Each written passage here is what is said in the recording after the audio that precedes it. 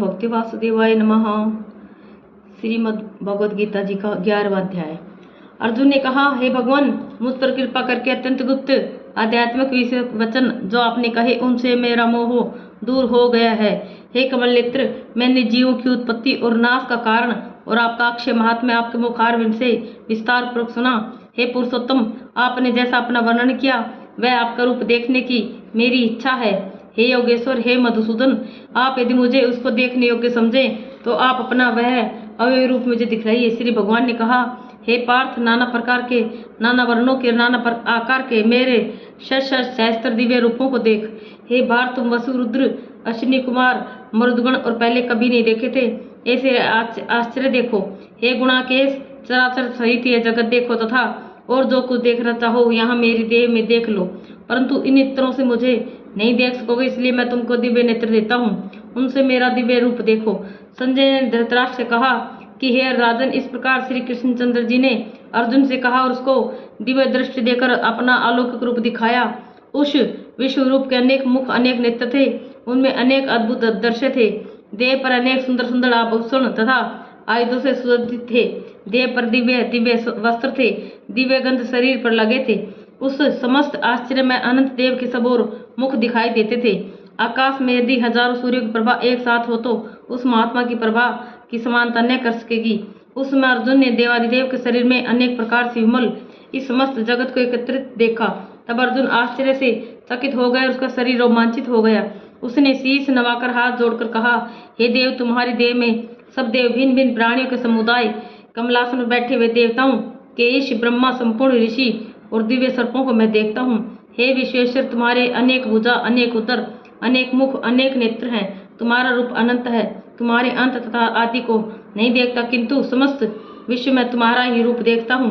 तुमको किरीट युक्त गदा चक्रधारे, चारों से दीप्यमान, तेजोराशि, सर्वत्र चमकते हुए अग्नि तथा सूर्य की भांति प्रकाशवान, दुर्भिक्ष और अपरंपार देख रहा हूँ। मेरे मत से तुम्हें ब्रह्म जानने की वस्तु, विश्व के महान आधार, नित्य सनातन धर्म के रक्षक, पुराण पुरुष हो, माप को आदि, मध्य तथा अंत से रहित, अनंत शक्ति, अनंत बुद्ध, चंद्र सूर्य है नेत्र जिसके ऐसे कांतिमान अग्नि के सदृश मुख वाला, अपने तेज से इस संपूर्ण संसार को तपते हुए देख रहा हूँ। हे महात्मन, पृथ्वी और आकाश के मध्य का वह अनंत और संपूर्ण दिशाएं आपसे ही व्याप्त हो रही हैं। आपका यह अद्भुत और उग्र रूप देख तीनों लोक व्यतीत हो रहे हैं। यह देखो, देवताओं के समूह तुम्हारी शरण आ रहे हैं, उनमें कितने भयभीत होकर हाथ जोड़ आपकी प्रार्थना कर रहे हैं। महर्षियों और सिद्धों का समूह स्वास्थ्य कहकर नाना प्रकार से आपकी प्रशंसा कर रहा है। रुद्र, आदित्य, वसु, सात्य, विश्वदेव, अश्विनी, मारुत, पितर, गंधर्व, यक्ष, असुर, सिद्ध इनके संग विस्मित होकर आपकी ओर टकटकी लगाकर देख रहे हैं।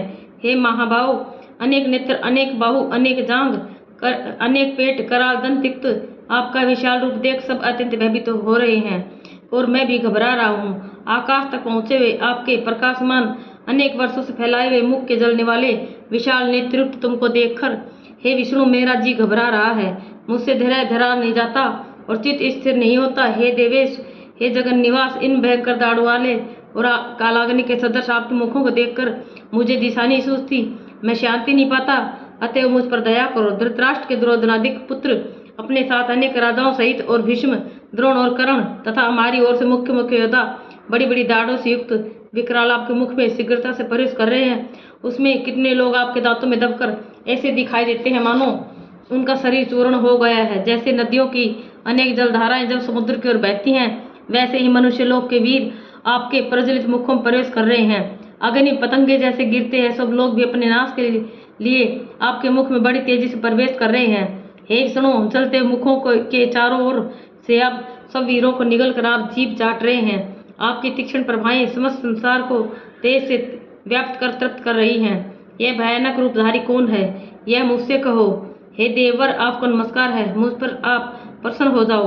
हे जगतकर्ता आदि पुरुष, आपको जानने की मैं इच्छा रखता हूँ, क्योंकि आपकी प्रवृत्ति मेरी समझ में नहीं आती। श्री भगवान बोले, संसार का नाश करने वाला मैं उग्रकाल हूँ, समस्त जनों का संहार करने के लिए आया हूँ। तुम्हारे युद्ध न करने पर भी ये वीर जीवित नहीं रह सकेंगे, अतः तुम उठो, शत्रुओं को संहार कर यश को लेकर इस समृद्धिशाली राज्य का भोग करो। हे सव्यसाचिन, उनको मैंने पहले ही मार रखा है, तुम केवल निमित्त हो जाओ।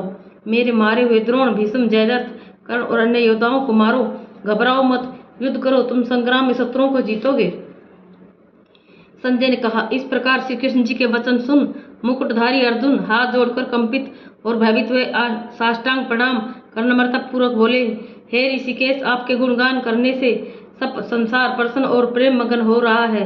राक्षस डर कर दिशाओं की ओर भागते हैं और सिद्ध पुरुष आपको नमस्कार करते हैं। सो ठीक है हे महात्मन, हे अनंत, हे देवादिदेव, हे जगन निवास, आप ब्रह्मा से श्रेष्ठ हो, आपको देवता क्यों न नमस्कार करें। व्यक्त भी आप और अव्यक्त भी आप हो तथा इन दोनों से परे अक्षर भी आप हो। हे अनंत रूप, आप आदिदेव हो, विश्व के परम आधार हो, ज्ञाता और ज्ञेय हो, श्रेष्ठ स्थान आप हो, विश्व का विस्तार करने वाले आप हो। आप वायु, यम, अग्नि, वरुण, चंद्र, ब्रह्मा और ब्रह्मा जी के पिता हो, आपको नमस्कार है और फिर भी बार बार आप ही को नमस्कार है। हे सर्वस्वरूप, आप अनंत वीरवान तथा अतुल पराक्रमी हो, आप जगत में व्याप्त हो, इसलिए स्वरूप हो। तुम्हारी महिमा को न जानकर मैंने तुमको अपना मित्र मानकर हे कृष्ण, हे सखा, ऐसा जो तिरस्कार से कहा सो परमास्य अथवा स्नेह से हे अच्युत विश्वरूप, तुमसे इन बोलों की क्षमा मांगता हूँ जो कि परिहास से विहार, सोने, बैठने और भोजन के समय अकेले अथवा मित्रों के मध्य में तुम्हारा अपमान किया है।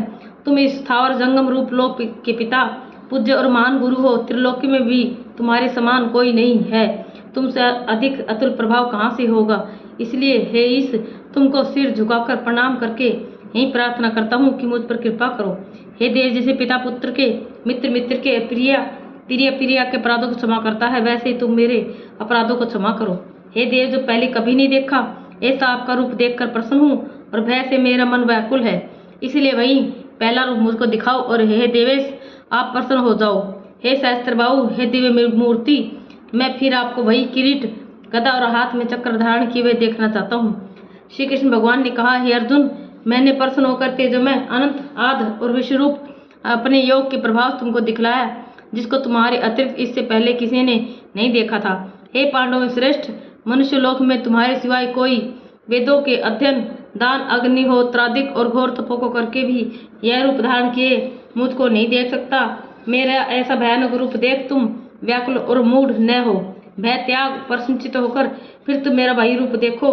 संजय ने कहा। श्री कृष्ण जी ने फिर अपना चतुर्भुज रूप दिखलाया और सौम्य रूप धारण कर लिया। उस महात्मा ने अर्जुन को जो भयभीता धीरज बंधाया। अर्जुन ने कहा, हे जनार्दन, आपके इस सौम्य दिव्य मंगल रूप को देखकर अब मैं प्रसन्नचित हो स्वस्थता को प्राप्त हुआ। श्री कृष्ण जी बोले, हे अर्जुन, मेरा यह विश्व रूप तुमने देखा है, इसका दर्शन संभव नहीं है। देवता भी इस रूप के दर्शन की आकांक्षा करते हैं। हे अर्जुन, जैसे मेरा रूप तुमने देखा है, ऐसे रूप को वेदाध्ययन, ताप, दान व यज्ञादिक कर्म द्वारा देखना भी असंभव है। हे अर्जुन, हे परम तप, मेरा जो विश्व रूप है, इसको मनुष्य अनंत भक्ति द्वारा जान सकते हैं और तत्व ज्ञान द्वारा इसमें लीन हो सकते हैं।